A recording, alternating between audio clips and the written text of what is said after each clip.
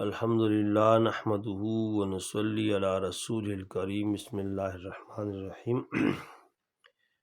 آج میں آپ کو دعا کی شرائط اور دعا کے آداب کے بارے میں بتاؤں گا۔ ہمارا پچھلی جو لیکچر تھا، ویڈیو تھی ہماری، وہ دعا کے بارے میں تھی، لہٰذا آج ہم دعا کی شرائط کے بارے میں کچھ معلومات شیئر کریں گے۔ دعا کی چند شرائط اس طرح ہیں۔ نمبر 1، پہلی شرط توحید و اتباع سنت ہے۔ انسان جس قدر بھی سنت کا اتباع کرے گا اسی قدر اس کی دعا مستجاب ہوگی، مستجاب یعنی قبول ہوگی۔ دوسری شرط اخلاص ہے، یعنی سچے اور صاف دل سے دعا کی جائے، محض دکھاوا نہ کیا جائے۔ دعا کی تیسری شرط حلال مال ہے۔ جب آدمی کا کھانا پینا اور لباس حلال مال کا ہوگا تو اس کی دعا ضرور اثر کرے گی۔ چوتھی شرط کبھی جھوٹ نہ بولنا ہے، کیونکہ جھوٹ بولنے والا منافق ہے، اور منافق ریاکار، اور ریاکار مشرک، اور مشرک کی دعا قبول نہیں ہوتی۔ لیکن اگرچہ اللہ چاہے تو اللہ تعالیٰ مشرک کی بھی دعا قبول کر لیتا ہے۔ آپ دیکھیں ہندو دعائیں کرتے ہیں، ہمارے قریب ادھر ایک مندر ہے، میں دیکھتا ہوں جمعرات کے دن وہاں بڑا رش ہوتا ہے، ہندو عورتیں آتی ہیں اور پھر وہ دعائیں کرتی ہیں، اور میں نے ان کی دعاؤں کو قبول ہوتے ہوئے بھی دیکھا ہے۔ تو اس کا کیا مطلب؟ یہ بت ان کی دعائیں قبول کرے؟ نہیں، دعائیں تو اللہ ہی قبول کرتا ہے۔ جیسے آپ اللہ سے گمان کریں گے ویسے اللہ کرے گا۔ ان کا گمان ہے تو اللہ تعالیٰ ان کو بتوں کے ذریعے دے رہے، بلکہ اب تو اللہ معاف کرے، میں نے وہاں پر اپنی مسلمانوں کو بھی دیکھا ہے، مسلمان عورتیں بھی آتی ہیں، پنڈت وہاں باہر بیٹھا ہوتا ہے، مسلمان عورتیں آتی ہیں، بچے لاتی ہیں، اور وہ ان کو دم درود کرتا ہے، دم ڈالتا ہے۔ اندازہ کریں، آپ مسلمانوں کا عقیدہ تو دیکھیں ذرا۔ تو اسی لیے کہا جاتا ہے میرے بھائی کہ پہلے مسلمانوں کو مسلمان بنائیں۔ اللہ تعالیٰ نے قرآن میں فرمایا نا، اے الذین آمنوا آمنو، اے ایمان والو پہلے تم تو ایمان لاؤ نا۔ تو لہٰذا آج مسلمان پر محنت کی بہت زیادہ ضرورت ہے۔ لہٰذا پانچویں شرط یہ ہے کہ وہ دعا جس میں گناہ اور قطع رحمی کا شائبہ ہو قبول نہیں ہوتی۔ حضور اکرم صلی اللہ علیہ وآلہ وسلم نے فرمایا، جب تک بندہ گناہ اور قطع رحمی کی دعا نہ چھوڑے گا اس کی دعا قبول نہ ہوگی۔ چھٹی شرط جلدی نہ کرنا ہے۔ بہت سے لوگ دعا کرتے ہیں اور اس کا فوری اثر چاہتے ہیں، ایسا نہیں کرنا چاہیے۔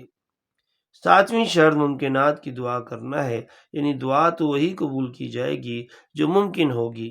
اگرچہ اللہ ہر چیز پر قادر ہے لیکن وہ اپنے قانون کے خلاف نہیں کرتا۔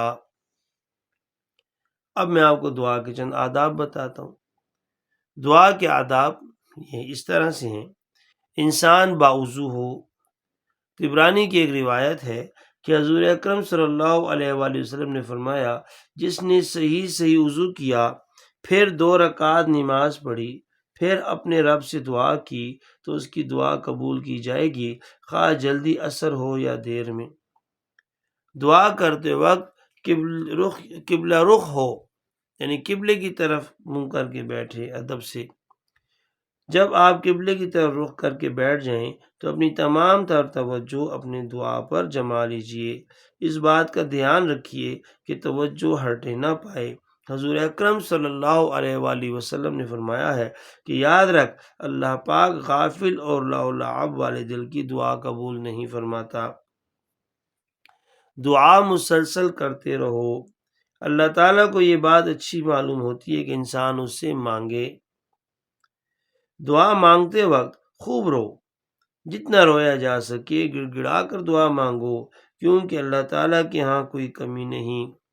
ارشاد ہوتا ہے، لوگوں، مردوں اور عورتوں، اپنے پروردگار سے گڑ گڑا کر اور چپکے چپکے دعا کیا کرو۔ دعا کرتے وقت پہلے اپنے پروردگار کی خوب تعریف کرو، جس قدر ہو سکے اس کی پاکی اور عظمت کے پیارے بول بولو، اور دعا کے آخر میں بھی تعریف بیان کرو۔ دعا کے اول و آخر درود شریف پڑھنا بہت ضروری ہے۔ کیونکہ اس کے بغیر دعا قبول نہیں ہوتی اور آسمانوں میں معلق رہتی ہے۔ دعا مانگتے وقت ہتھیلیوں کا رخ منہ کی طرف کر لو اور دونوں ہاتھوں کو ملا کر دعا مانگو۔ حدیث میں بھی ہے کہ اللہ پاک کو خالی ہاتھ لوٹاتے ہوئے شرم آتی ہے۔ دعا کے الفاظ بار بار پڑھنے چاہیے، کیونکہ سرکار رسالت صلی اللہ علیہ وآلہ وسلم جب دعا فرماتے تھے تو 3 مرتبہ دعا کے الفاظ دہراتے تھے۔ جس چیز کی ضرورت ہو صرف اللہ تعالیٰ ہی سے مانگی جائے۔ ترمذی شریف کی روایت ہے، حضور اکرم صلی اللہ علیہ وآلہ وسلم نے فرمایا، ہر شخص اپنی ضرورت صرف اپنے رب سے مانگے، یہاں تک کہ اگر اس کے جوتے کا تسمہ بھی ٹوٹ جائے تو اپنے رب سے مانگے۔ دعا ختم ہو جانے کے بعد آمین کہنا چاہیے۔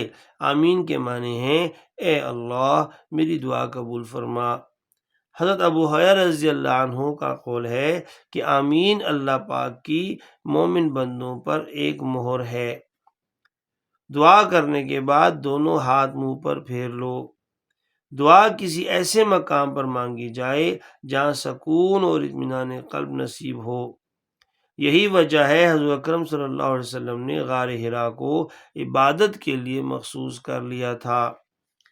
قرآن مجید میں ہے کہ اللہ پاک کے خوبصورت ناموں سے دعائیں مانگا کرو، پیارے پیارے نام اللہ ہی کے ہیں، تم ان سے دعائیں مانگا کرو۔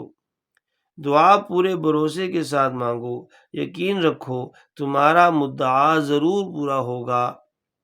اگر کوئی اللہ سے اپنے لیے دعا مانگ رہا ہے تو یہ نہ کہے کہ یہ چیز اے اللہ مجھے مل جائے اور فلاں کو نہ ملے۔ دعا میں خیانت نہیں کرنی چاہیے، یعنی نہ صرف اپنے لیے بلکہ تمام مسلمانوں اور عالم اسلام کے لیے دعا کرنی چاہیے۔ اب میں آپ کو چند ایسے مقامات کے بارے میں بتاتا ہوں جہاں دعا ضرور قبول ہوتی ہے۔ یوں تو ہر جگہ دعا قبول ہو جاتی ہے، مگر چند مقامات ایسے ہیں جہاں بہت جلد دعا قبول ہوتی ہے۔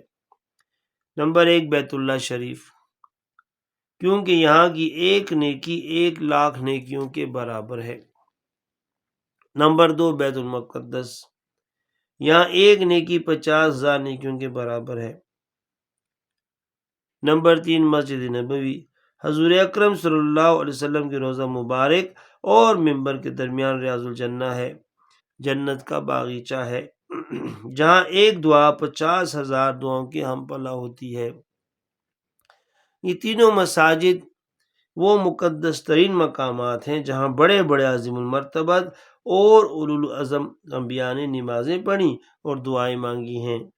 اس کے علاوہ چند اور مقامات بھی ہیں جہاں دعا قبول ہو جاتی ہے، مثلا رکن اور مقام ابراہیم کے درمیان بیت اللہ کے اندر، صفا و مروہ پر میدان سعی، میدان عرفات، مزدلفہ، منا اور مقام ابراہیم کے عقب میں۔ تمام شب جمعے جس میں دعا قبول ہوتی ہے، آدھی رات کے بعد، شب قدر میں، اذان اور اقامت کے درمیان، جہاد میں، صف بندی کے وقت، فرض نمازوں کے بعد، سجدے میں، عرفے کے دن، رمضان میں، افطار کے وقت بارش میں، سحری کے بعد مظلومیت کے وقت، آب زمزم پیتے وقت۔ لہٰذا دعا ہر وقت مانگنی چاہیے اللہ تعالیٰ سے، اور دعا مانگتے وقت یہ یقین ہونا چاہیے اللہ تعالیٰ مجھے دیکھ رہا ہے، مجھے سن رہا ہے، میرے قریب ہے۔ مجھے ایک آدمی نے کہا کہ جب بھی تم دعا مانگو تصور میں لاؤ کہ اللہ تعالیٰ میرے سامنے موجود ہیں اور میں نہیں دیکھ سک رہا، وہ مجھے دیکھ رہے ہیں۔ تو اللہ تعالیٰ کے ساتھ باتیں کرو جیسے 2 دوست بیٹھ کر باتیں کرتے ہیں، پھر آپ دیکھیں کیا ہوتا ہے، یقین کریں۔ میں آپ کو اپنا تجربہ بتا رہا ہوں، انسان کے رونگٹے کھڑے ہو جاتے ہیں اور انسان کا اپنے اوپر قابو نہیں رہتا، انسان روتا رہتا ہے۔ تو مجھے یہ تجربہ حاصل ہوا الحمدللہ کہ اس ایسی حالت میں انسان پر اللہ کی توجہ ہوتی ہے۔ تو ہمیں چاہیے کہ اللہ تعالیٰ کو حاضر ناظر جان کر دل کے خلوص کے ساتھ اللہ کے ساتھ باتیں کریں، اللہ تعالیٰ کو اپنے حالات سنائیں، اور پھر اللہ تعالیٰ اس کے مطابق اس پر ضرور فیصلہ کرے گا انشاءاللہ۔ اللہ تعالیٰ آپ کو مجھے صحیح اسلام پر عمل کرنے کی توفیق عطا فرمائے۔ حاضر المرام، اللہ عالم بحقیقت الکلام، جزاک اللہ خیرہ۔